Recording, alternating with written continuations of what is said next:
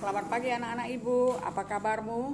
Ya, ibu harapkan semuanya baik dan kamu masih tetap semangat belajar ya, walaupun kita tidak bisa langsung bertatap muka.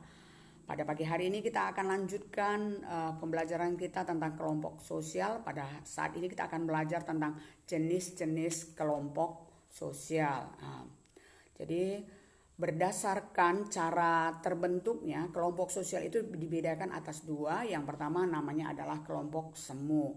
Kelompok semu itu adalah kumpulan orang yang sifatnya berkumpul sementara, tidak direncanakan, lalu dia juga kehadirannya tidak konstan ya, tidak terus menerus. Jadi di dalam kelompok ini dibedakan atas tiga kelompok semu, yaitu yang pertama disebut dengan kerumunan. Kerumunan itu sering juga disebut dengan kalayak, ramai ya. Jadi itu seperti orang yang menonton ya, atau ada di situ kerumunan, ada misalnya tabrakan, orang udah berkumpul di situ. Yang kedua jenisnya adalah massa.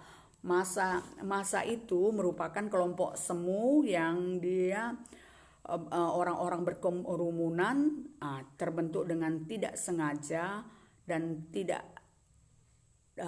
kadang-kadang ini bisa direncanakan, bisa tidak direncanakan ya, seperti misalnya orang-orang yang berkumpul di lapangan untuk mendengarkan suatu kampanye atau ceramah. Nah, yang ketiga adalah publik. Publik itu adalah kumpulan individu yang dia itu berkumpul memakai suatu media. Misalnya orang yang sama-sama menginginkan menonton acara sepak bola dunia. Jadi mereka itu kumpulan itu memakai media, yaitu medianya media elektronik seperti radio atau TV. Mereka sama-sama kumpul misalnya di suatu kafe untuk sama-sama menyaksikan yang sekarang sering bilang nobar, katanya nonton bareng. Itu dia contohnya kalau masa ya. Yang kedua kita akan melihat adalah kelompok nyata. Kelompok nyata itu adalah suatu kumpulan individu yang dia bersifat konstan. Dia bersifat konstan dan terorganisasi.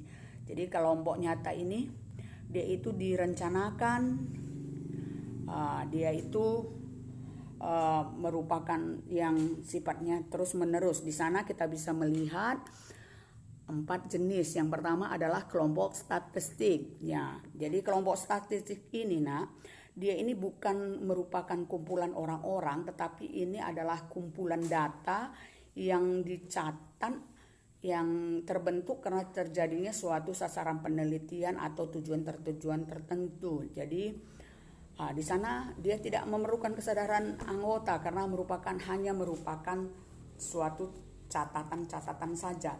Ya, yang kedua kita akan melihat adalah yang disebut dengan kelompok sosieta. Kelompok sosieta itu suatu kelompok yang dia kehadirannya itu disengaja, kehadirannya konstan, merupakan suatu wadah perhimpunan ya. Di sana terjadi suatu interaksi yang terus menerus. Jadi kelompok sosieta ini dia memiliki kesadaran yang sama akan anggota-anggotanya. Dia ini organisir, misalnya ibu-ibu yang tinggal di suatu kompleks. Jadi dia itu seluruh anggotanya tidak melakukan suatu interaksi terus-menerus, tetapi dia punya kelompok tersendiri ya, seperti arisan ibu-ibu, nah seperti tetangga, kenalan, teman sepermainan, itu yang termasuk. Jadi kita masuk ke yang ketiga, yaitu kelompok sosial. Kalau disebut dengan kelompok sosial di sini adalah adanya orang-orang yang disatukan di dalam suatu kepentingan yang sama, suatu tujuan yang sama. Jadi di situ dia nyata. Di situ kita bisa lihat bagaimana orang yang disebut dengan ya teman sekota katanya, kok teman sekampung, tetangga, itu juga dia ya. Yang keempat adalah kelompok asosiasi.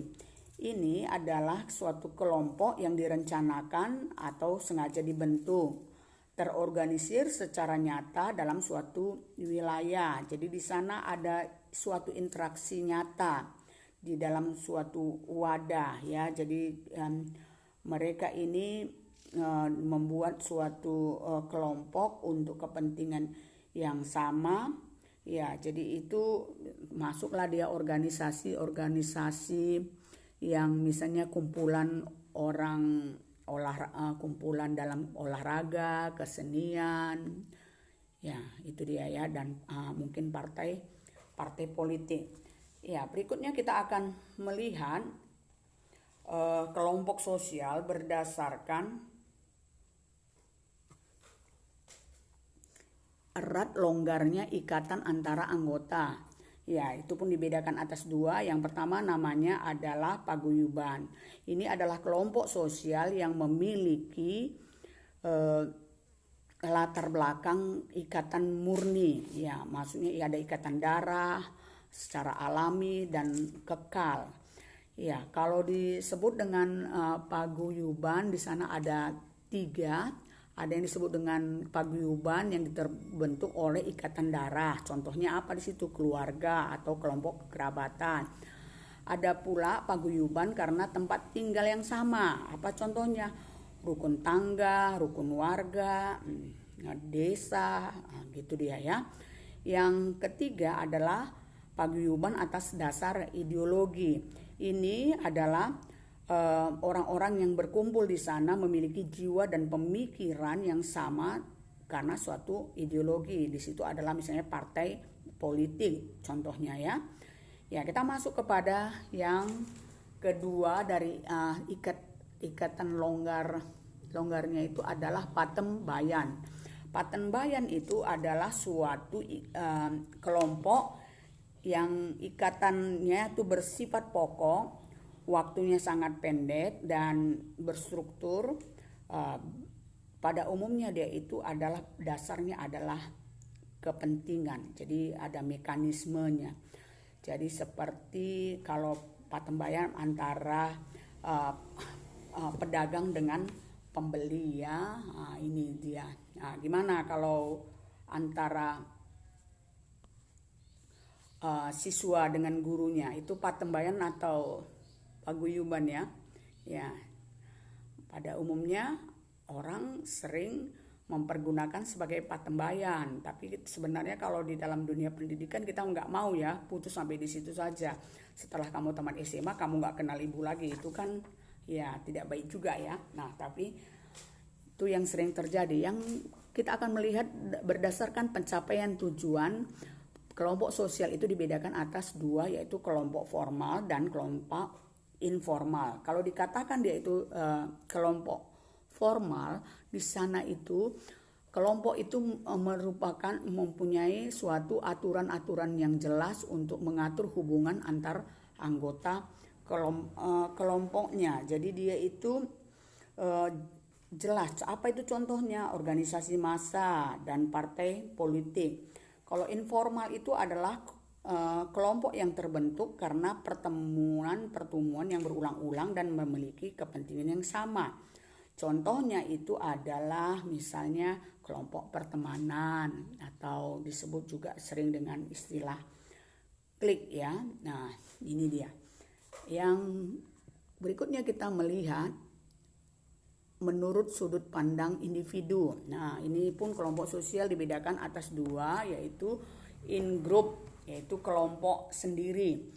Artinya di situ kita menempatkan diri kita sebagai entitas diri kita sendiri. Apa contohnya? Ini kelompok 11 IPS. Nah, kami, saya. Nah, itu dia. Kalau out group itu adalah kelompok yang menjadi lawan in group, nah, atau lawan mereka, kamu. Nah, itu dia yang termasuk kepada kelompok out group. Ya, kita melihat menurut pendapat si Robert Camerton, kelompok sosial itu dibedakannya atas dua, yaitu membership. Ya, membership yang pertama, kalau dikatakan dia itu membership, itu adalah kelompok sosial yang setiap orang yang berada di sana itu menjadi anggota kelompok tersebut. Misalnya seperti kamu, siswa SMA kelas 11, SMA Cerdas Bangsa, itu dia, itu membershipmu.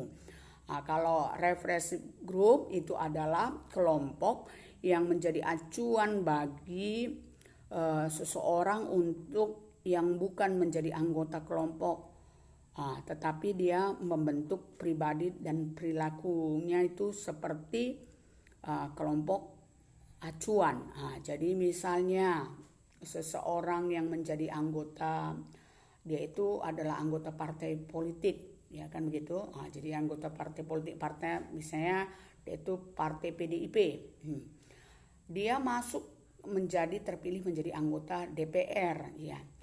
Jadi refreshipnya itu adalah dia anggota DPR, tetapi refreshipnya itu bahan acuannya itu di dalam melaksanakan tugasnya adalah partai PDIP. Itu dia yang disebut dengan represif, ya. Nah, jadi contohnya lagi seperti dia anak SMA tapi gayanya seperti seorang mahasiswa, itu berarti dia represif grupnya itu dia itu adalah